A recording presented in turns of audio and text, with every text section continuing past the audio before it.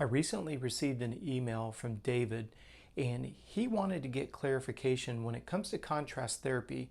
Should you finish the session with hot or cold? And this is a very, very good question. A little bit of background on contrast therapy. When we utilize cold, what we're doing is we're vasoconstricting. We use it quite often to offset the inflammatory response associated with an injury and or hard training. I wanted to kind of set the tone with that because when you're dealing with contrast therapy post-exercise, be careful that you don't get a little overzealous with the use of cold, because if you let the body go through its natural inflammatory response, it actually heals quicker, the body becomes more resilient.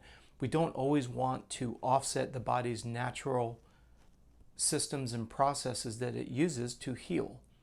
Now, if you're at an event that has maybe multiple events back to back, sure, you're going to want to try to use contrast therapy, particularly the cold, to vasoconstrict to offset swelling. But when it comes to at the end of the day and your body's trying to adapt and go through its normal recovery process, please be a little bit cautious on the excessive use of cold.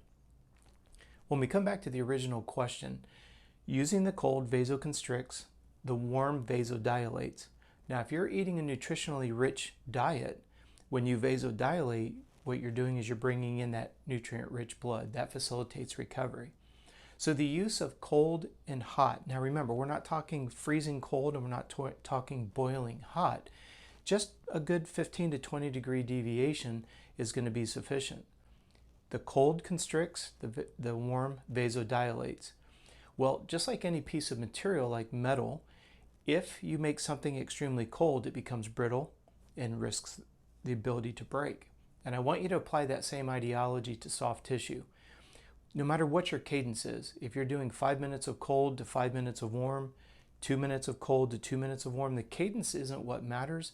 It's when you're done with your contrast therapy, always end with the warm. Because just like the metal, we want to make sure that the muscle is pliable. If you leave it ice cold, the chance of you tearing it could be much higher. So I thought this was a great question because I'm a big fan of contrast therapy. I think it rejuvenates you both physically and mentally.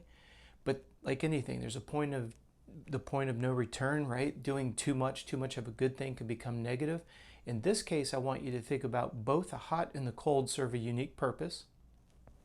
When worked together, can be very, very productive. Always end your contrast therapy sessions with the moist, warm water. Now, one little thing before we finish up this video, notice that I use the word moist heat. A lot of people have a misunderstanding that dry heat has the same effect as moist heat. It's not the case at all.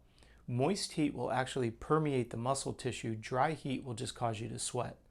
So when we're talking about contrast therapy, we're talking about moist heat and cold, preferably fluid. If you could do it in a submersion, that would be ideal, like a jacuzzi in a pool, or if you're fortunate enough you have a couple bathtubs, you could set one that's cool, not absolutely freezing because you're just going to start to resent it, and not boiling hot either for the exact same reasons. Great question. I want to make sure you guys are comfortable sending any question that you may have because there's no foolish questions.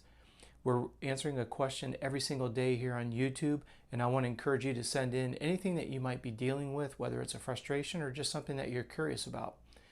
Do me a favor, send us any and all questions to contact@coachrobb.com.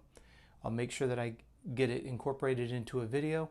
We'll put it up here on YouTube, and we'll use your question to benefit all of our subscribers. I do want to thank all of you guys. The subscription rate continues to go up, and I really appreciate that. I'm glad that you're using this as a resource. Please spread the news and remember to subscribe and turn on notifications. Thank you for your time today, and I look forward to seeing you tomorrow.